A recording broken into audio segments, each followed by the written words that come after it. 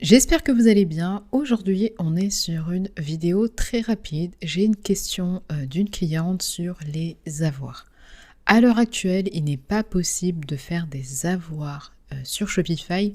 Le seul moyen de contourner ça est de créer une carte cadeau pour le client. Vous pouvez faire ça manuellement dans Produits carte cadeau ou sinon avec des applications dédiées. Par exemple, vous avez cette application Return Prime qui permet de gérer tout ce qui est retour, échange et remboursement. Là, je vais vous mettre un aperçu, vous avez les statistiques. Ça s'intègre également avec différents transporteurs. Après, c'est surtout des transporteurs américains.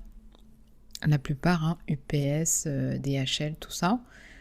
Et ensuite, vous avez de l'upsell et vous avez ici les remboursements. Donc soit par exemple, la personne peut choisir son mode de remboursement préféré. Est-ce qu'elle veut un virement? Est-ce qu'elle veut un remboursement sur la carte qui a été utilisée pour faire le paiement, autre ou une carte cadeau?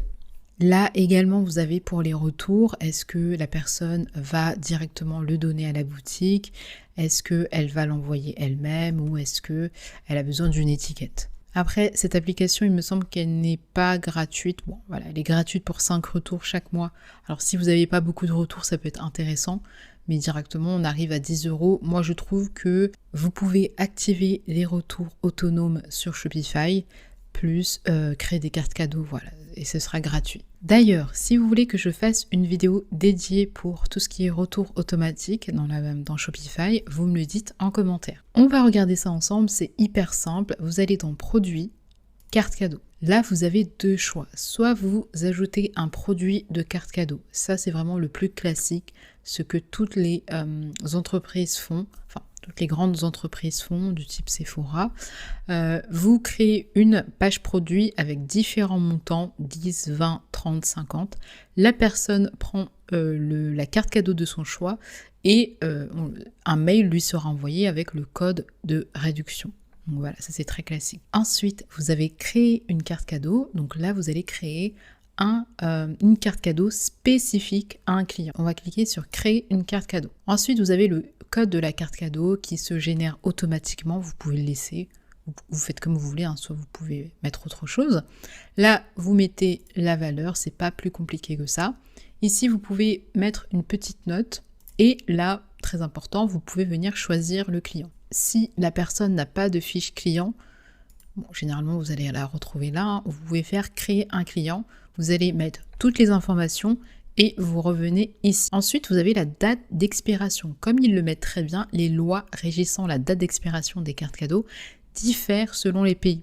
N'hésitez pas à vous renseigner. Il me semble qu'en France, on ne peut pas dépasser 5 ans.